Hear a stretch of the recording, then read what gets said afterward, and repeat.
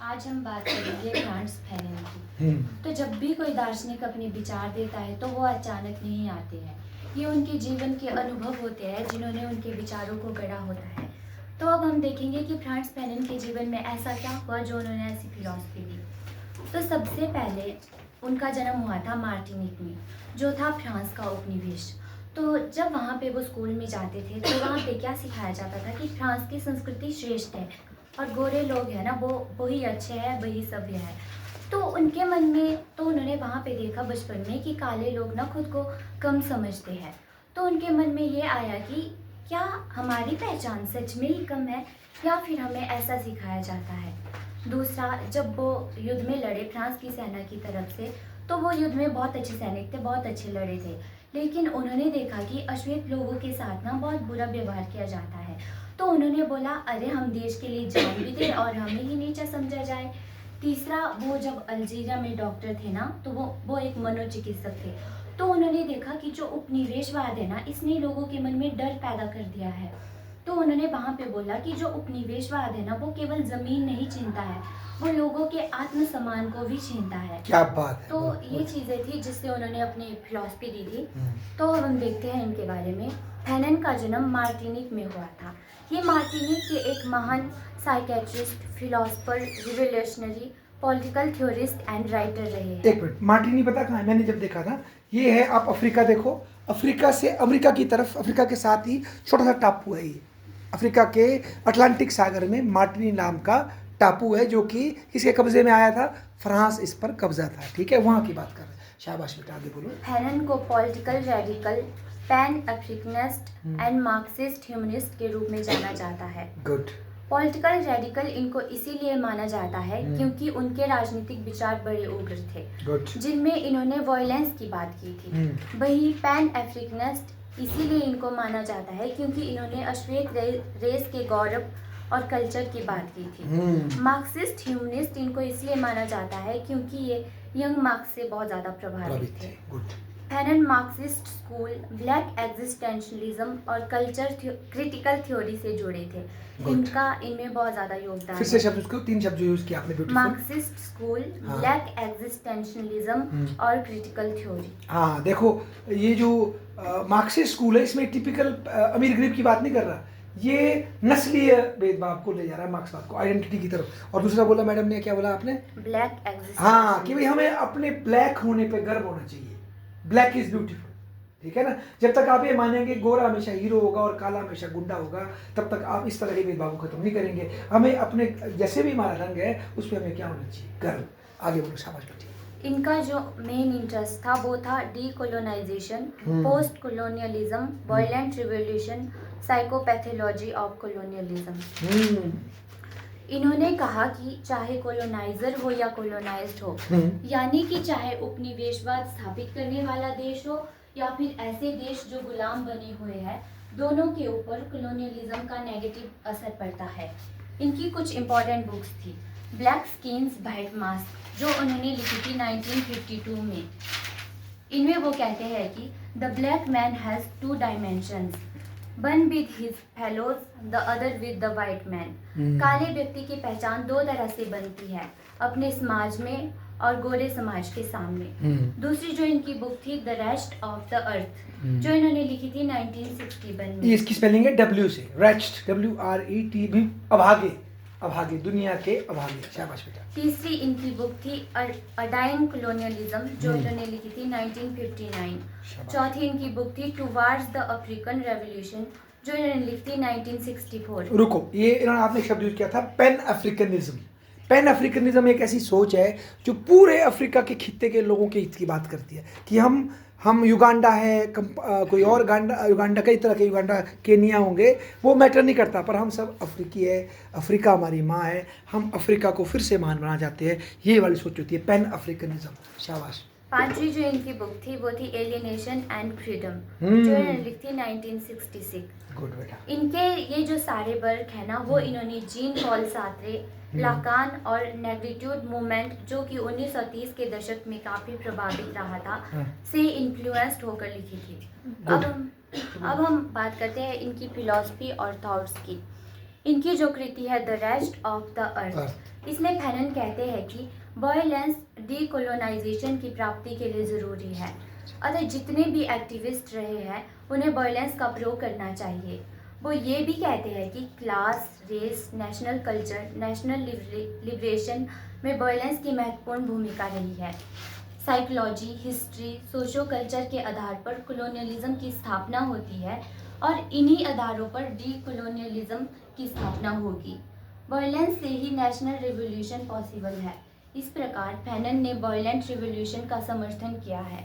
अब हम इनके व्यूज देख लेते हैं कॉलोनियलिज्म के एक मिनट, इसको मैं देखो, इसको मैडम ने बात बोली मेरे दिमाग में क्लिक कर गई।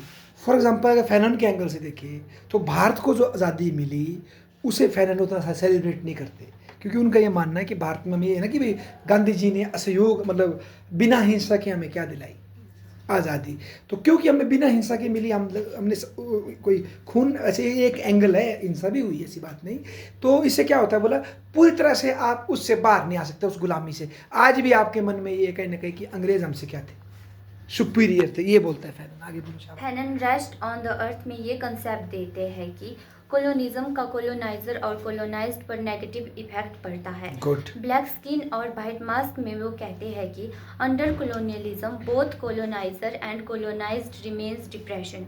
फैनन कहते हैं उपनिवेशवाद दो कन्फ्लिक्टिंग सोसाइटीज़ की क्रिएशन होती है, जिनमें पहला आता है कोलोनाइजर, जो कि उन देशों का समूह होता है जो पावरफुल होता है और अपनी शक्ति के दम पर ऐसे देशों को जो कमज़ोर होते हैं लेकिन उनके पास संसाधन भरपूर होते हैं, इनको अपने नियंत्रण में करके उनका शोषण करते हैं। जैसे ब्रिटेन, फ्रांस, पुर्तगाल। कोलोनाइज्ड वो देश होते हैं जिनके पास संसाधन तो भरपूर होते हैं पर वे कमज़ोर होते हैं और उनका इन्हीं पावरफुल देशों के द्वारा शोषण किया जाता है और इन पर नियंत्रण स्थापित किया जाता है। जैसे इंडिया, श्रीलंका, लैटिन अफ्रीकन महाद्वीप है। उपनिवेशवाद ने कोलोनाइज्ड अर्थात ब्लैक्स को असभ्य बना दिया है और कॉलोनियल मास्टर ने उपनिवेशवाद को पुलिस और सोल्जर की वायलेंस के द्वारा कायम रखा है। उपनिवेशवाद अपने आप में हिंसा है। अब हम इनके डीकोलोनाइजेशन के विचार को देखते हैं। वो कहते हैं कि अगर हम डीकोलोनाइजेशन और नेशनल लिबरेशन को सफल बनाना चाहते हैं तो वायलेंस रिवॉल्यूशन बहुत ज़रूरी है।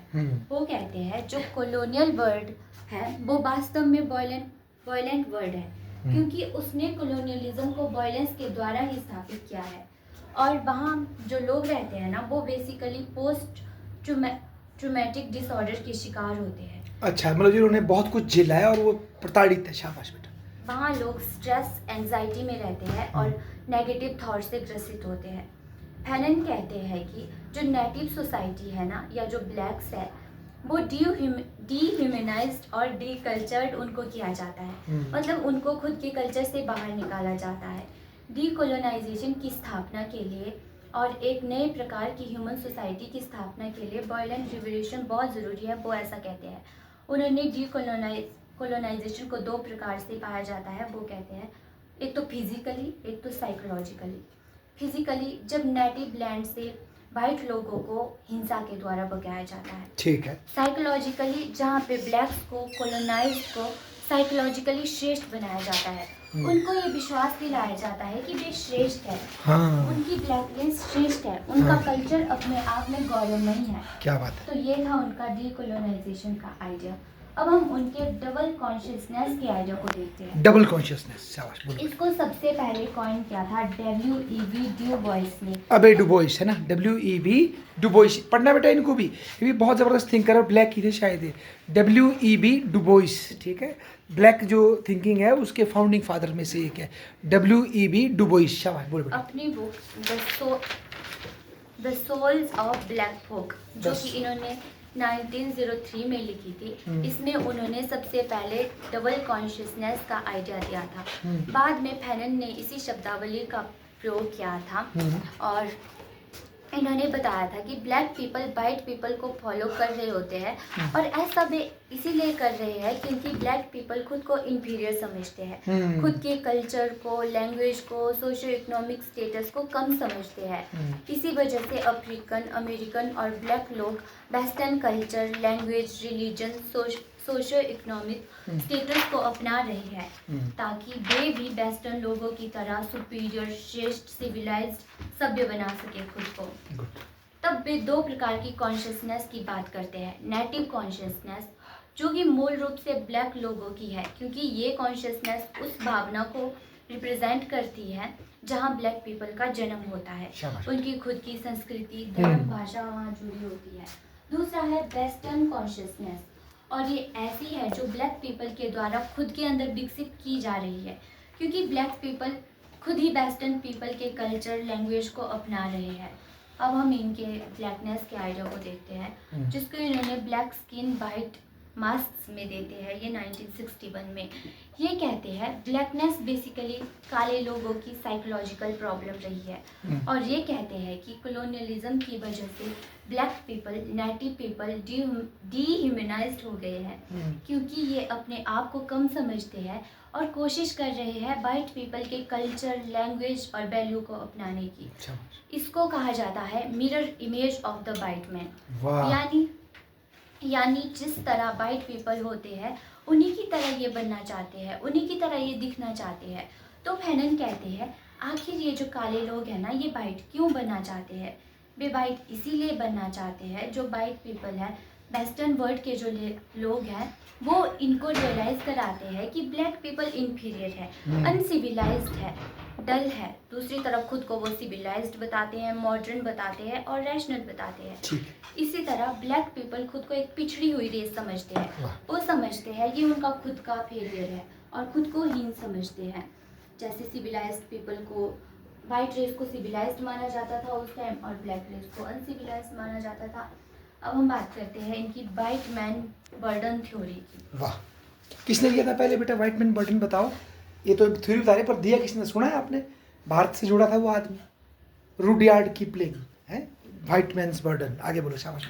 जैसे उस टाइम ये दो मान्यताएं थी कि ब्लैक लोग इन्फीरियर है, नरबख्शी है, अनसिविलाइज्ड है, और वाइट पीपल सिविलाइज्ड है, रैशनल है, मॉडर्न है।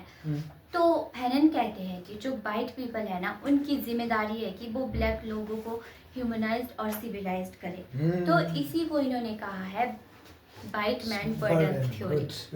अब हम बात करते हैं इनके अगले थॉट की, जो था नेग्रिट्यूड। नेग्रिट्यूड टर्म सबसे पहले एम.ए. फर्नार्ड सीजर ने 1930 में दिया था। ये इनके गुरु है बेटा, मार्टिनी में थे ये भी। एम.ए. फर्नार्ड सीजर ये इनके गुरु है, ठीक है ना? वहीं पढ़े, उनके अंडर है, प्रोफेसर थे उनके। आगे बोलो, शाबाश। ये एक लिटरेसी ऑफ पॉलिटिकल मूवमेंट रहा है। इसने European colonisation of Africa, imperialism, cultural racism का विरोध किया है। इसका उद्देश्य ब्लैक कॉन्शियसनेस को कल्टिवेट करना था, ब्लैक रेस को अच्छा माना, ब्लैक लोगों के अंदर चेतना विकसित करना कि वे अपने आप में श्रेष्ठ है, उनका रंग भले ही काला हो पर वो अच्छा है, वो भी सिविलाइज्ड है। इससे फैनन प्रभावित हुए थे और उन्होंने बात की थी प्राइड ऑफ ब्लैक रेस की। अब हम बात करते हैं कॉलोनियल एलिनेशन का, इनका जो थॉट है उसकी। उसमें वो बात करते हैं कॉलोनाइज जो पीपल है ना, वो एलिनेट हो जाते हैं खुद के कल्चर से, लैंग्वेज से, सोशो इकोनॉमिक कल्चर से। एक मिनट रुको, इसको यही देखो आप, ये बता रहे ना, ये देखो आप, भारत में आज इंग्लिश मीडियम स्कूल का कितना क्रेज है कि नहीं? आप बोलो, है ना आंसर? और जो इंग्लिश बोलता है उसको जी आप कैसे समझते हैं? सोचो पूरा, कोई लड़की क्लास में आए या लड़का आए, फटेदार इंग्लिश बोले, हमें कैसा फील होता है? फिर उसकी इमेज अलग ही बन जाती है। कैसी? ऐसी अलग कैसी? बहुत ब्रिलियंट स्टूडेंट है ना? सिर्फ भाषा से, कोई अच्छी हिंदी बोले तो भी ठीक है, पर इंग्लिश का एक अलग ही वो बन जाता है ना, मतलब वो ज्ञान की लॉटरी बन जाती है ना। ये क्या है, 70 साल के बाद भी हमारे माइंड में जो एक एहसास कमतरी है, मतलब एक इन्फीरियरिटी कॉम्प्लेक्स है हमारे माइंड में आज भी। समझ रहे आप मेरी बात? आगे बोलो, शाबाश बेटा। ऐसा इसीलिए है कि कॉलोनिज्म के अंदर जो कॉलोनाइज्ड पीपल है, वे कॉलोनाइजर के culture, language, socio economic status को अपना लेते हैं। तो इस वजह से कॉलोनाइज्ड पीपल खुद के कल्चर को भूल जाते हैं। इसी को इन्होंने कॉलोनियलिज्म एलिनेशन कहा है। हाँ, एक और देखो, पूरा अफ्रीका जो था ना, जब क्रिश्चियन मिशनरी और ये कॉलोनाइजर आए थे, वो थे एनिमिस्ट लोग थे। वो जैसे हमारी तरह कोई जानवर की पूजा करते थे, कोई किसी और चीज़ की पूजा करते थे। आज पूरे अफ्रीका में अधिकांश लोग क्रिश्चियन बन चुके हैं, कई मुस्लिम बने और कई ज़्यादातर क्या बने, क्रिश्चियन, ब्लैक लोग, जबकि वो असली क्रिश्चियन नहीं थे। पर क्यों? क्योंकि उनको जिन्होंने रूल किया था उनका रिलीजन क्या था?